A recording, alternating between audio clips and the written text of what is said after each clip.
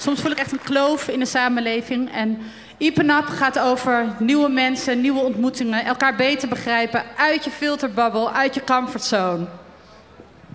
Ipenap betekent mij, of stelt de vraag, doen we het echt met allemaal, doen we het samen? Is iedereen gelijk? Zetten we ons diversiteit in onze samenleving in om ons krachten te bundelen en een sterkere samenleving te bouwen met elkaar? Of praten we alleen maar over? Let's do it, don't talk about it. Het lef om te verrooien, dat is Iepenhup. Iepen Mierskip, het thema van de culturele haardstad 2018, docht letterlijk een beroep op de inzet van alle mensen bij elkaar. Dat klinkt goed, maar blijkt in de praktijk minder makkelijk. Iepen-up is een van de projecten van het festival, waarin de maatschappij om ons heen wol centraal zit. Maar de klam op vrijheid en de wil om te verrooien. Om de wereld een beetje mooier te maken misschien.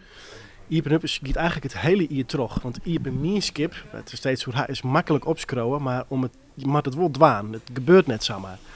En tegenwoordig zitten heel veel mensen in hun eigen informatiebubbel. Of het nou via sociale media of is de mensen met ze mee omgaan.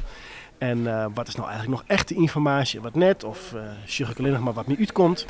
Dat willen we eigenlijk een beetje erop brekken. Dus door al je verskate ding weten we eigenlijk ontmoeting tussen mensen gewoon veroorzaken. Dat is beide vregen in. Hoe moet het verder? Iepen-up wil de mensen uitnodigen om met elkaar in peteer te gaan. Dat kan op de Waasje te doen, op de Iepen Discussie doen in muziekcentrum Neushoorn te Ljout. En die peteren houd je vanzelfs net in een lietse afslettende romte met een vaasje blommen op tafel. Omroep Friesland brengt het programma daarom live bij de mensen thuis. Zodat werkelijk Elsenien mij praten kan. Dat begint al goed. Welkom bij de première van Iepen-up live. Zoals jullie zien aan dit soort dingen en een camera en zo en die felle lampen. Jullie zijn nu live te zien op Facebook op het wereldwijde web. Dus dat wordt nog wel eens wat, dat internet. Vanavond onze allereerste aflevering over Mediwiet. Dan als eerste wil ik welkom heten. Dat zijn Marijke en Rob. Twee gebruikers van wietolie. Want uiteindelijk draait het natuurlijk om de mensen die het broeken. Joost, even een applaus. Iepen-up wil net alleen nog oer de Mierskip praten. Zelfs bij gelijk zo'n 18 jonge kunstenaars en mediamakers vregen, mij te denken hoe de wereld positief verloren worden kan. En dat virtueel met een zo breed mogelijk publiek te delen. Jongens en famkes die net jaren tochten dat ze eer voor een volle ziel met publiek haar mening verkondigen zoenen. Maar nu dochs vaste patronen terugbrekken door haar frisse blik op de wereld. Van Iepen-up verwacht ik dat we daarmee breken slaan kennen. We hebben een thema op joen. We hebben nou ouder een week heen, of 2 weken geleden we Mediwiet. Dat we een brei slaan kennen tussen alle partijen die wat met het thema te maken hebben. Maar dat mensen die niks met het thema te maken hebben, er meer hoe leren en er iets uithalen wat misschien voor hun heel belangrijk wezen kan. Marianne Kleinster bij Gelieks is binnen op Sri Lanka, maar groeide op in Nijhoutwouden. Ze praat Friesk en tinkt Friesk. Het symbool voor een generatie nieuwe Friezen. Nou, ik ben geboren in Sri Lanka, in een hoofdstad, Colombo. En toen ik 6 weken weer, toen ben ik hierheen gekomen. Net kwam. Hebben mijn ouders mee ophalen. En het enige verschil is dat ik met het vliegtuig kwam en de orenbaan kwam met de ooievaar. En zij is dat bracht in het dorp bij ons. En dat had een hele goeie wist. Ik ben daar opgegroeid. De meesten wisten net beter dan dat de familie Klienstraat donker baan hien. En dat zeggen ze op een gegeven moment gewoon net meer. Want dat wie gewoon zo. Die wie er van nou baan nou aan al wist. Als je het weer een verhaal wist, als je een bandje hebben dat ouder is en die had al een skiertnis. Die hier ik net. Ik kwam gewoon en ik groeide vanaf het begin van Lietzau aan, groeide ik daarop. Wie er in het dorp meer bij mijn kleuken? Nee, die wie er net. En dat is natuurlijk... aan de ene kant, als je dat letter besjoggt, is dat natuurlijk heel bijzonder.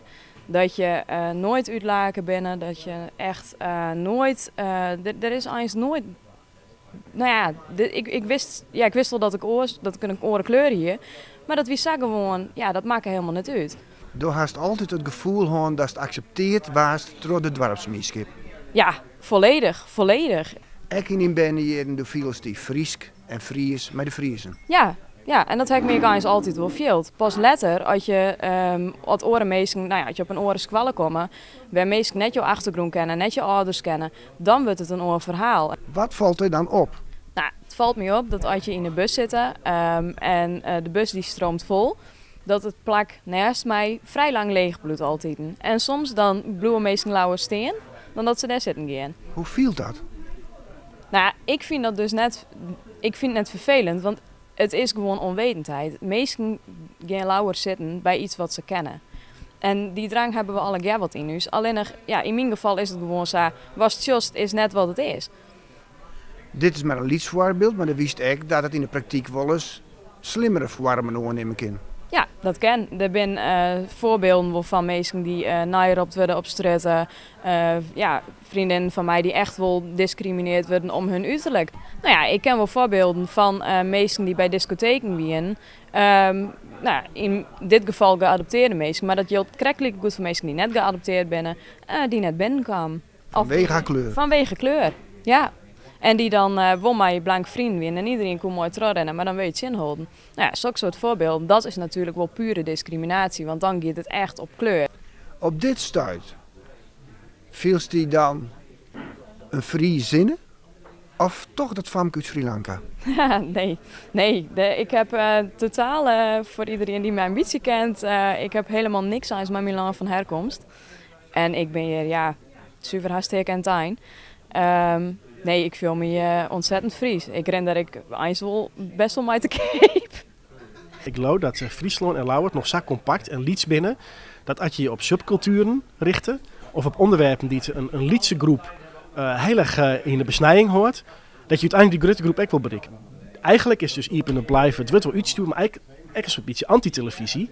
Want we hadden heel lang, oer iets, dat mensen echt uitpraten mij. Maar ik geloof echt dat er behoefte aan is dat mensen belangstelling voor haar. Dat zeg ik een beetje onder reacties. Dus ja, ik ben heel blij mee.